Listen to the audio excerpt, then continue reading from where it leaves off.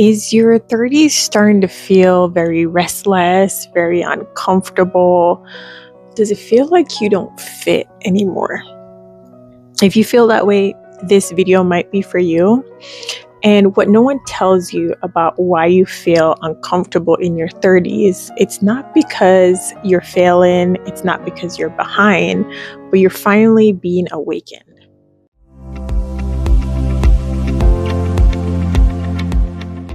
So as we were younger, we were always taught that by the time we were in our 30s, everything would have already been settled and secured.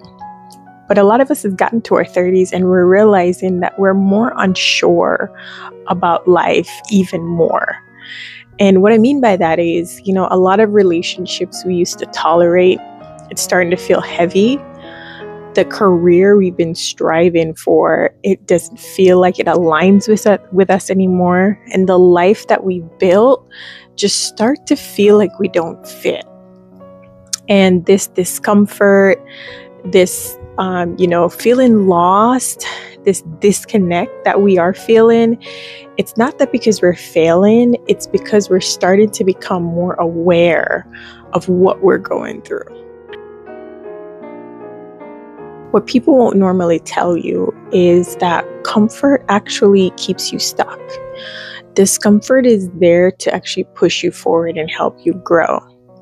And when we're in our 20s, we aren't forced to actually face the questions that we want to answer. But once we get to our 30s, these questions are now the ones that we have to answer because we're so much more aware. Questions like, what won't you tolerate anymore? Who do you actually want to be? Who are you without the approval of everyone else?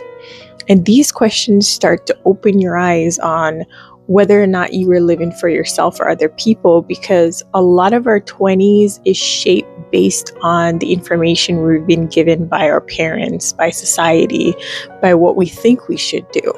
But once we get to our 30s, we start to hit this kind of new zone of wanting to explore for ourselves, wanting to take on new challenges. And this is where the discomfort comes in. And it's not there to punish you or ruin you. The discomfort is actually there to redefine you, to give you that next urge to, take on the challenge, to be the person you were meant to be, right? And we need to realize that we sometimes are living in autopilot. And I said that, before, is that a lot of our 20s, we're kind of living it based on what we think we should do or who we think we should be based on what's been fed to us. But once you're in your 30s, you kind of wake up to a new life, a new version of you, new things you want to do. And this is where you stop living in that autopilot and you start to focus on living more intentionally. One of the hardest part about stepping into your 30s is the identity shift that happens. And you start to realize different things that you're just not willing to do anymore. And the first thing is being everything for everyone. And this one was kind of hard to break out of because a lot of the times in your 30s, well, not in your 30s, but in your 20s, you're doing a lot of things based on what society is, had laid out for you, what maybe your family had laid out for you, friends, or even just, the environment you grew up in. And you were doing that and on that path. And then eventually you kind of realize it's not something you want to do anymore. And that's kind of where that awakening happens in your 30s, where you realize you have the choice to be whoever you want to be. And you don't have to conform to what others had laid out for you. And it's kind of stressful trying to be, what everyone else wants you to be. The second thing you start to notice is you don't want to hustle just to prove your worth. And this one was very hard for me to learn because a lot of the times when I was in my 20s, a lot of the goals I tried to strive for was from a place of proving someone else wrong. Whether it was family members that didn't believe in me, whether it was relationships that went bad, that I wanted to do something great so they can see that I was doing better. And I didn't realize I was doing this until I had the shift and started to realize a lot of the goals that I put in place for myself wasn't really something I wanted to do. It really just came from a place of trying to prove someone else wrong or trying to prove how good I am to someone else.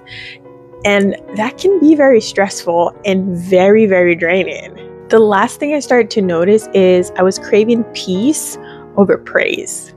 And what I mean by that is I wanted to do things for myself, get wins for myself, but without having to announce it anymore.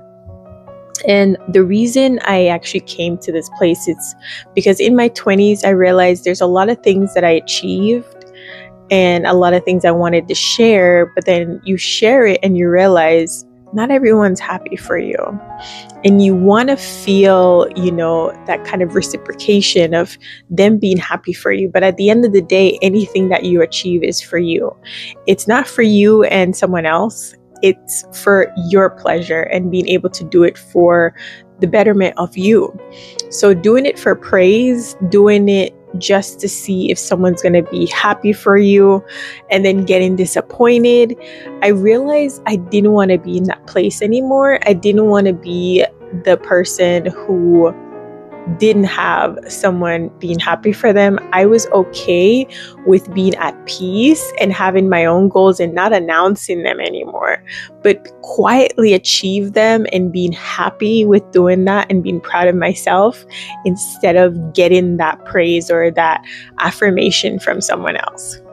Letting go of who you used to be can definitely feel like grief because you're not just changing habits. You're letting go of the version of yourself that you strive for, that you work hard for.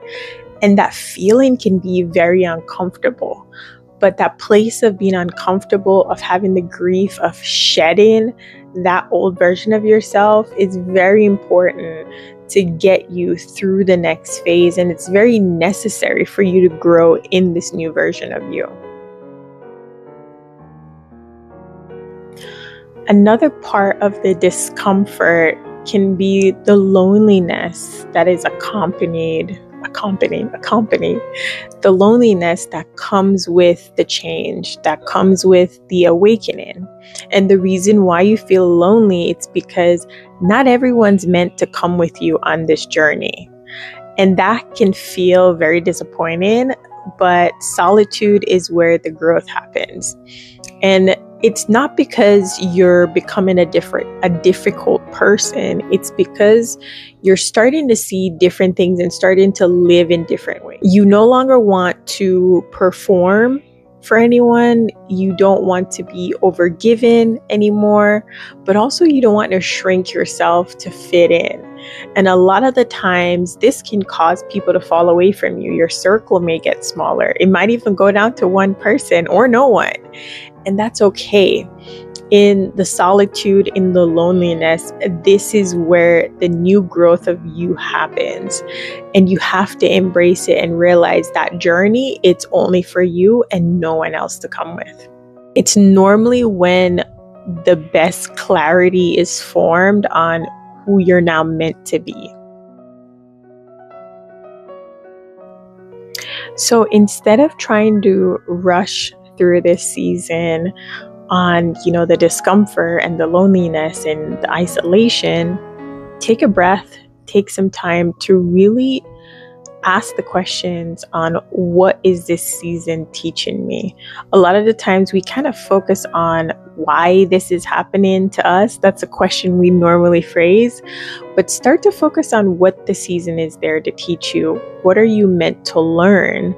Really focus on the clarity you're gonna get, but also giving yourself some grace, giving yourself the grace to rest, to reset, to redefine your goals, but also giving you the time to be present. You don't have to have all the answers right now, but being able to be in the moment, be in the solitude of yourself and getting to know yourself again, it gives you the time for that clarity to come where you can realize what your next steps are. But don't rush the process. It's meant to be sad in, and it's meant to give you that time of solitude just with you to start to hear yourself again and make those decisions again from a place of self-love and self-awareness. So one day you're going to look back on this version of yourself, the version that was questioning everything, the version that was unsure, the version that felt lost, lonely, and in a place of the in-between. And you're going to realize it wasn't a place that kept you stuck. It was really the place where it was the turning point for you when everything changed, when you started to become that version of you that you now sit at and look back and realize this was the point where she was made.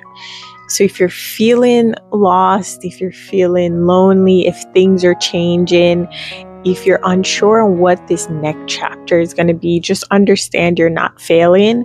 You're not lost. You're in a space of reset and you're becoming who you're meant to be. You're becoming her.